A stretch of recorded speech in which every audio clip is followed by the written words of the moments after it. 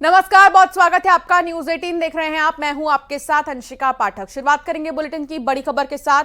Bhind collector Sanjeev Srivastava के विरोध में कांग्रेस पार्टी सड़कों पर उतर आई है, जहां कांग्रेस के नेताओं ने कलेक्टर को जमकर खरी खरी सुनाई है और संविधान के साथ साथ नियम कानून याद दिला दिया है। जीतू पटवारी ने कलेक्टर से कहा है कि आपको सिर्फ कांग्रेस के नेता के घर दिखते हैं बुलडोजर चलाने के लिए, भिंड में हो रहा अवैध खनन आपको नहीं दिखता। इस पर कलेक्टर संजीव श्रीवास्तव ने उखड़ने की कोशिश की तो फिर पूर्व मुख्यमंत्री दिग्विजय सिंह, पूर्व नेता प्रतिपक्ष डॉक्टर गोविंद सिंह ने कलेक्टर के रवैये को लेकर नाराजगी जताई है। साथ ही देहात थाने में कलेक्टर के खिलाफ एफआईआर भी करने का आवेदन दिया है। बताई तो रहे, बताते कैसे है, वो क्या तरीका होता है, तो वही तो बता रहे हैं। आप कार्रवाई करते हो, सवाल ये है कि आपने कार्रवाई की नियम सम्मत किया, रूल के हिसाब से नहीं की। पर एक भी आप जब से यहाँ कलेक्टर आए, बीजेपी वाले का कोई मकान अवैध मिला ही नहीं आपको क्या? आप अगर इस तरह की बात करते हैं, आपको एक भी बीजेपी का पूरे भिंड में नेता का कोई अवैध मकान नहीं दिखा। पर सर्विस रूल के थोड़े नियम को पालना पड़ेगा कि आप बिल्कुल कोई नियम कायदे कानून ताक पे रखती है और बीजेपी जैसा कहते हैं, विधायक जैसा कहते हैं। आपने तो तांडव मचा दिया। जब ये ज्ञापन इस तरह का इनका स्वभाव है, आपने देखो बात सीधी सी है, बुलडोजर चलाना कौन सा नियम और कानून है? नंबर एक। नंबर दो, हिंदू के घर पे नहीं चलेगा, मुसलमान के घर पे चलेगा। ये कौन सा कानून है? ये इनका कानून है। आपका वीडियो आप ही का है ना, ऑडियो भी है, उसको अलग से देखेंगे, लेकिन ये बात ठीक नहीं है। अगर आपकी यही हरकत चलती है, आपके खिलाफ एफआईआर लिखाएंगे और कोर्ट में लिखाएंगे, ध्यान रख लेना। रवि रमन संवाददाता साथ जुड़ गए हैं। रवि रमन, ऐसा क्या हुआ जो कांग्रेस के नेता कलेक्टर पर ही भड़क गए? आखिर ये विवाद शुरू कैसे हुआ और यहां तक कैसे पहुंचा? जी अंशिका, आपने जो विवाद की बात कही है वो कहीं ना कहीं इस समय पूरे मध्य प्रदेश कांग्रेस में हलचल मची हुई है। उसी वक्त से जब से पूर्व नेता प्रतिपक्ष डॉक्टर गोविंद सिंह की कोठी की लाहर की कोठी का जब से सीमांकन का कार्य शुरू हुआ है, तब से लगातार पूर्व नेता प्रतिपक्ष लगातार जिला प्रशासन पर गंभीर आरोप लगा रहे हैं, भेदभावपूर्ण तरीके से काम करने के आरोप लगा रहे हैं।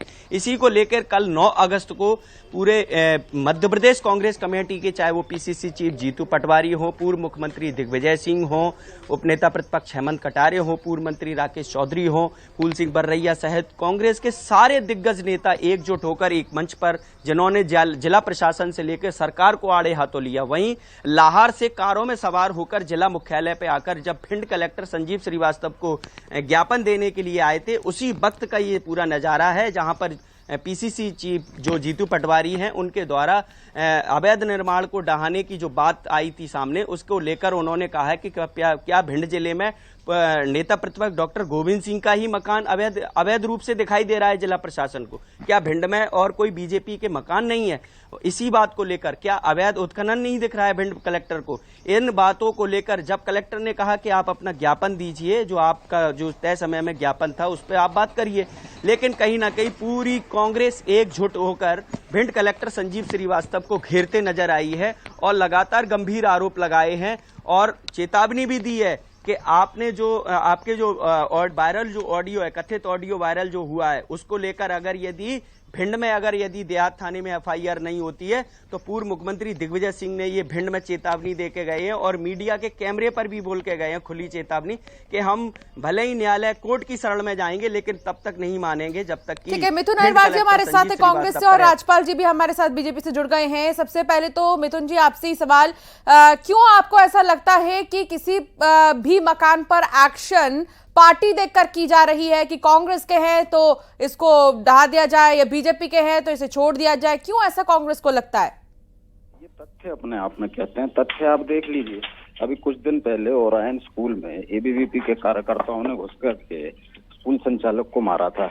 ये जो स्कूल संचालक को मारा था ये एबीवीपी के लोग थे। क्या उस मामले में अभी तक बुलडोजर चला है? नहीं चला है।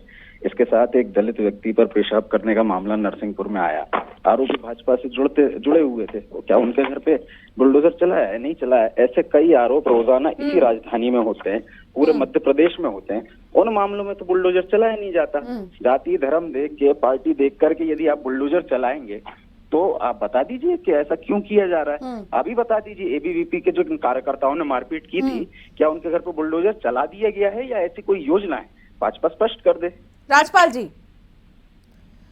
देखिए, कांग्रेस विपक्ष में है और विपक्ष के नाते जनता के मुद्दे उठाना, सरोकार जनता से रखना इनका काम है, पर ये तो घिर के रह गए अपना पराया करने में। कमलनाथ जी की जब सरकार बनी थी तब भी इन्होंने रिवेंजफुल एक्टिविटी करी थी, बदले की भावना से कार्रवाई करी थी, और अब जब ये विपक्ष में है तो विपक्ष के नाते भी बदले की भावना की बात कर रहे हैं। प्रशासनिक अधिकारियों को इस प्रकार से सार्वजनिक तौर पर और जो है धमकी देना, धमकाना, अब गोलियां इनके लोग चला रहे हैं, इनके कार्यक्रम में गोलियां चल रही है, अवैध कारोबार कांग्रेस के लोग कर रहे हैं, दुनिया भर के भ्रष्टाचारी, दुनिया भर के आपराधिक चरित्र के लोग इनके साथ इकट्ठे हो गए, और फिर जब उनपे कार्रवाई करती है प्रशासन तो ये इनकी ढाल बन के खड़े होते हैं।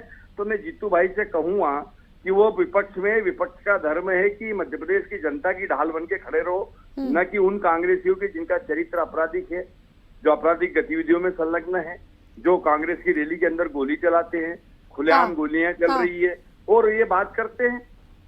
चलिए ठीक है, देखना होगा कि अब इस पूरे मामले में क्या कुछ और एक्शन लिया जाएगा या फिर जो एफआईआर दर्ज करने की बात हो रही है ये कहां तक पहुंचने वाला है। बहुत शुक्रिया आप दोनों का ही अपनी अपनी बात रखने के लिए। रवि रमन, आपका भी बहुत शुक्रिया जानकारी साझा करने के लिए। रायसेन की बात करेंगे, जहां हाईवे पर गार्ड्स की गुंडागर्दी का मामला सामने आया है। ट्रक ड्राइवर को लाठी डंडों से जमकर पीटा गया है। लेकिन इस बीच भिंड से ही एक बड़ी खबर आ रही है, गोविंद सिंह भावुक हो गए हैं। लाहौर में मंच पर गोविंद सिंह भावुक हुए हैं। जिन लोगों ने खून पसीना बहाया उन पर जुल्म, यह गोविंद सिंह का कहना है। प्रदेश सरकार पर उन्होंने निशाना साधा, जिला प्रशासन पर भी आरोप लगाए हैं। हाल ही में जब सीमांकन का काम किया जा रहा है तो गोविंद सिंह के मकान को भी जो है एक्शन के दायरे में लाया गया, जिसके बाद गोविंद सिंह भावुक हो गए हैं और उनका कहना है कि जिन लोगों ने खून पसीना बहाया उन पर ही जुल्म किया जा रहा है। प्रदेश सरकार को लेकर उन्होंने कई सवाल खड़े किए और साथ ही जिला प्रशासन पर भी कई आरोप लगाए हैं। हमारे ऊपर हमारे साथ दिया कांग्रेस पार्टी के राज साहब आपको नेता है, सभी नेताओं ने हमारी प्रार्थना हाथ जोड़ के आप कृपया कर हमारी मदद बड़ी है। लेकिन जिन लोगों ने खून पसीना लगाया लोगों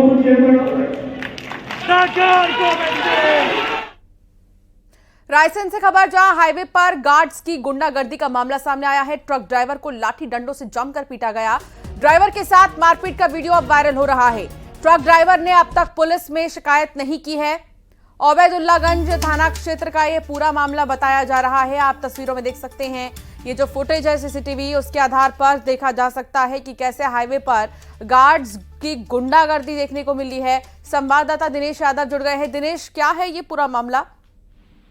बिल्कुल अंशिका, मैं आपको बता दूं, रायसेन जिले के ओबैदुल्लागंज थाना क्षेत्र का पूरा मामला है, जहां पर नेशनल हाईवे भोपाल और जबलपुर की ओर जाता है एनएच, उसका ये पूरा मामला, जहां पर ढाबे के सामने जमकर यहाँ पर मारपीट की जा रही है और कुछ यहाँ पर गार्ड्स दिखाई दे रहे हैं। पता चला है कि पुलिस से जब बातचीत हुई है कि पुलिस का कहना है कि इस मामले में कोई हमारे पास शिकायत नहीं आई है, लेकिन मैं आपको बता दूं, सागर राइस जो फैक्ट्री है उसमें ये जो ड्राइवर था यहाँ पर ट्रक लेकर आया हुआ था, उसको बताया जा रहा है कि इस ट्रक ड्राइवर ने यहाँ पर गेट के सामने यहाँ पर ट्रक लगा दिया था, उसकी कुछ परेशानी को लेकर, माल अनलोडिंग लोडिंग न होने को लेकर, जिसके चलते ही यहाँ पर जो गार्ड्स हैं वो फैक्ट्री के यहाँ बड़ी संख्या में यहाँ पर पहुंचते हैं और हाईवे पर जो ढाबे के सामने वो ड्राइवर और क्लीनर यहाँ पर मिलता है, जिसके साथ यहाँ पर जमकर मारपीट की जाती है। इतना ही नहीं, मारपीट करने के बाद जो गार्ड्स हैं वो अपनी बोलेरो गाड़ी में बिठाकर उस ड्राइवर को फैक्ट्री ले जाते हैं। हालांकि इस मामले में पुलिस का यही कहना है कि इस तक कोई अभी शिकायत दर्ज यहाँ पर नहीं हुई है, लेकिन बड़ा मामला है कि जिस तरीके से यहाँ पर आप खुलेआम यहाँ पर हाईवे पर गुंडागर्दी कर रहे हैं, माहौल बिगाड़ने का काम यहाँ पर कर रहे हैं, कि लोग जब देखते हैं तो उनका भी यहाँ पर लगता है कि यार किस तरीके से यहाँ पर जो मारपीट है खुलेआम वो यहाँ पर हो रही है। तो पुलिस की कार्यप्रणाली पर भी सवाल खड़े होते हैं। पुलिस भले ही कह दे कि यहाँ पर कोई मामला उनके पास नहीं आया है, लेकिन निश्चित रूप से यहाँ पर जब सड़क पर यहाँ पर लाठी डंडे चलेंगे तो लोगों में भी दहशत का माहौल यहाँ पर देखने को मिलता है। अंशिका, बहुत शुक्रिया दिनेश जानकारी साझा करने के लिए। और अब खबर इंदौर से, जहां 80 साल पुराने 2 जर्जर मकान तोड़ दिए गए हैं। नगर निगम के दल ने ये मकान गिराया है।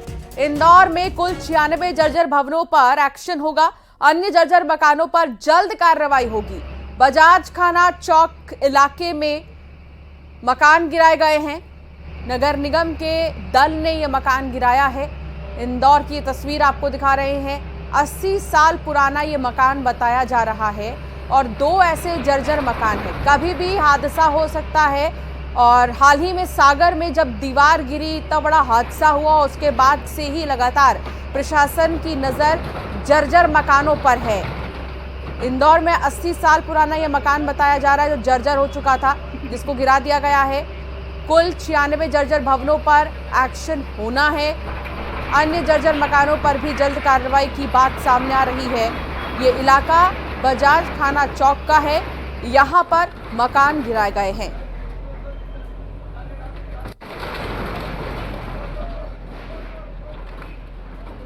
तो बुलडोजर का एक्शन आप देख रहे हैं। अक्सर बरसाती मौसम में जो मकान पुराने हो चुके होते हैं, जर्जर हो चुके होते हैं, उनमें हादसों के चांसेस बढ़ जाते हैं।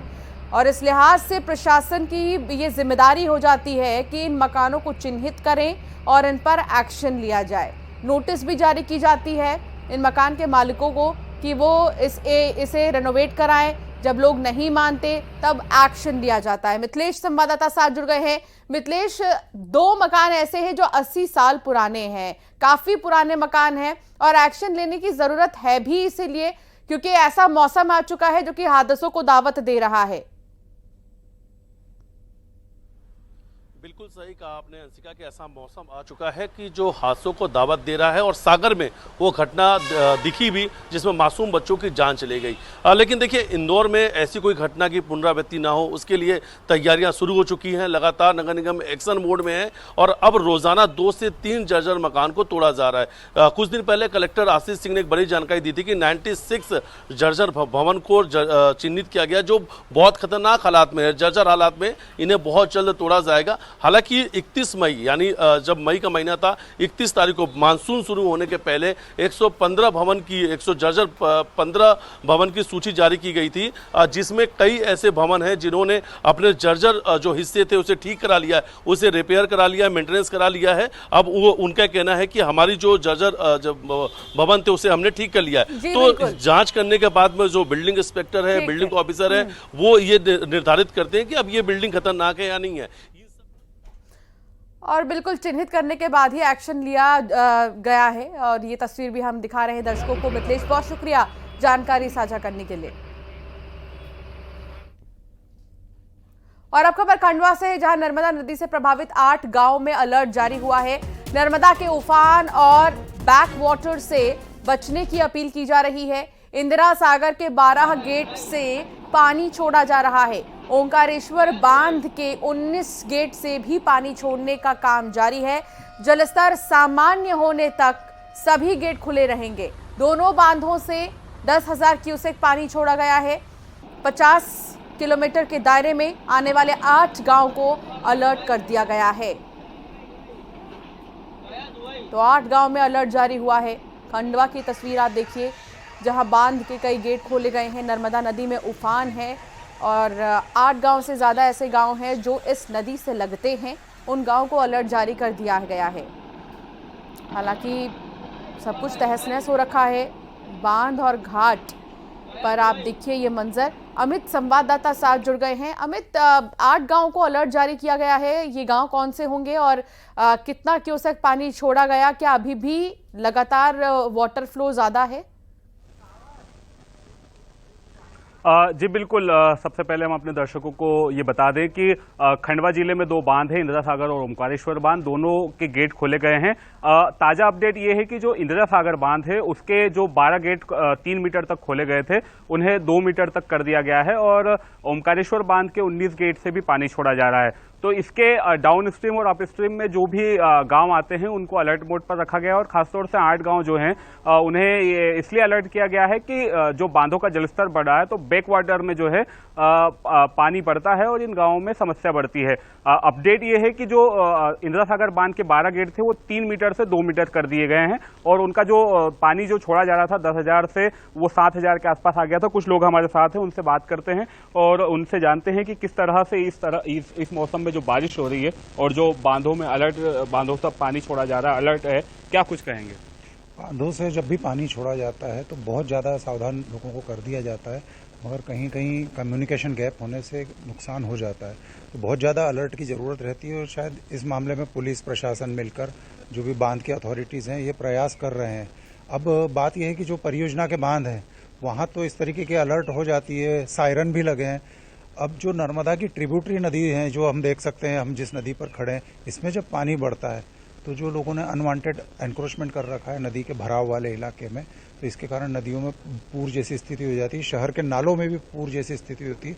तो खंडवा में भी कई बार और खंडवा के आसपास के शहरों में भी ये शहर के नालों से भी कैजुअल्टी हुई है, मकान भये हैं और जानवर, मवेशी और मनुष्य की जान की भी हानि। जी बिल्कुल, तो इस तरह से देखा जा सकता है कि दोनों बांध जो हैं खंडवा के वो उनसे पानी लगातार छोड़े जाने की वजह से यहाँ पर अलर्ट जारी किया गया है। बहुत शुक्रिया अमित जानकारी साझा करने के लिए और तस्वीरें दिखाने के लिए। आज आपको बता दें कि लाडली बहनों के लिए बहुत ही खास दिन है। आज मुख्यमंत्री डॉक्टर मोहन यादव लाडली बहनों के खातों में 1500 की राशि ट्रांसफर करेंगे। इसके साथ ही वो टीकमगढ़ और श्योपुर में आयोजित लाडली बहनों के आभार सह उपहार कार्यक्रम में भी शामिल होंगे।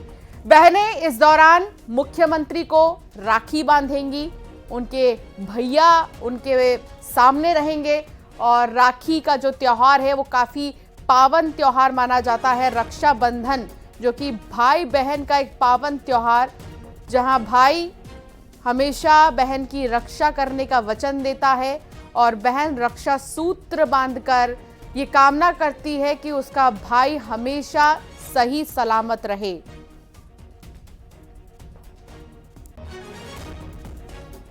रक्षाबंधन का पावन पर्व हम सब के लिए आनंददायी होता, खासकर बहनों और भाइयों का ये त्यौहार हमारी संस्कृति की पताका को लहराता है।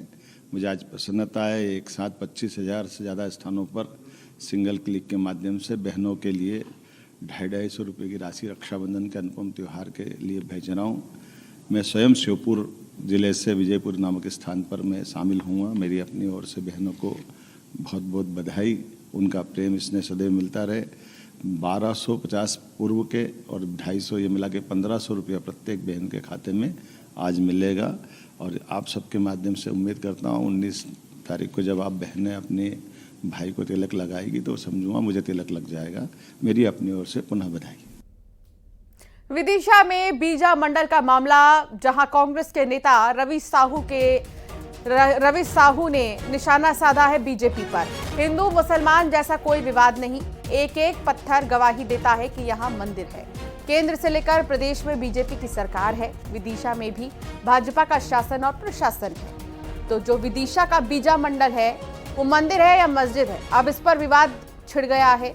हालांकि कहा यह जाता है, कई ऐसे हिंदू संगठन के लोग हैं जो ये कहते हैं कि 1632 का वो मामला है जब औरंगजेब ने तोप से मंदिर को उड़ा दिया था और उसके बाद यह मस्जिद को स्थापित किया गया था। इस तरह की बातें हिंदू संगठन की ओर से कही जाती हैं और कहा जाता है कि यह सूर्य मंदिर था जहां सूर्यदेव की पूजा होती थी और वो चाहते हैं कि एक बार फिर से यहाँ का ताला तोड़ा जाए, ताला निकाला जाए ताकि वो यहाँ पर पूजा कर सके। तो दूसरी तरफ आर्कियोलॉजिकल सर्वे ऑफ इंडिया का ये कहना है कि यहाँ कोई मंदिर नहीं, यहाँ मस्जिद ही रहा है हमेशा से। एक पत्थर इस चीज का गवाही देता है कि ये मंदिर है, मस्जिद एएफआई ने कैफे कर दिया और फिर कलेक्टर पत्र लिखता है कि एएफआई के आधार पर आप कहते हो कि ये मस्जिद है।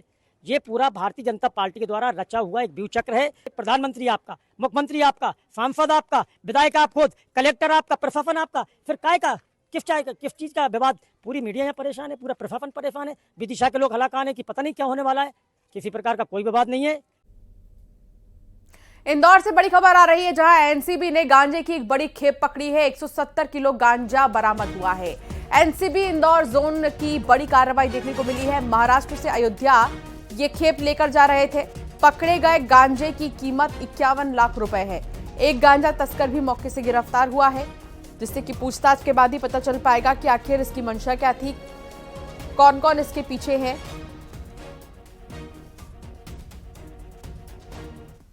खबर मुरैना से है, जहां पुलिस की लापरवाही का मामला सामने आया है। मां और बेटे से मारपीट हुई। पीड़ित 10 दिन तक पुलिस के चक्कर काटता रहा। थाना प्रभारी ने मां और बेटे की फरियाद नहीं सुनी। पुलिस अधीक्षक के हस्तक्षेप के बाद मामला दर्ज हुआ। मारपीट का सीसीटीवी आने के बाद कार्रवाई हुई। शिकायत के बाद पुलिस आरोपियों की तलाश में जुट गई है।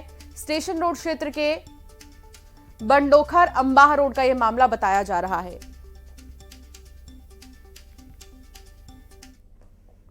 और अब बात खरगोन की करेंगे, जहां की बेटियां अब ऑस्ट्रेलिया में तिरंगा फहराएंगी। भारत की बेटी ऑस्ट्रेलिया के स्नोई पर्वतमाला के सबसे ऊंचे माउंट कोसीकुजको पर चढ़ाई के लिए निकली थी।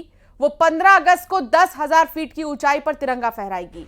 वहीं ऑस्ट्रेलिया जाने से पहले बड़वाह नगर पालिका अध्यक्ष के निवास पर बेटी का स्वागत अभिनंदन किया गया। बता दें कि बुलबुल उत्तराखंड के उत्तरकाशी क्षेत्र के 1400 फीट की ऊंचाई वाले मरिंदा पर्वत पर -5 डिग्री में तिरंगा फहरा चुकी हैं। और बुलेटिन में फिलहाल इतना ही। आप बने रहिए न्यूज़ 18 के साथ।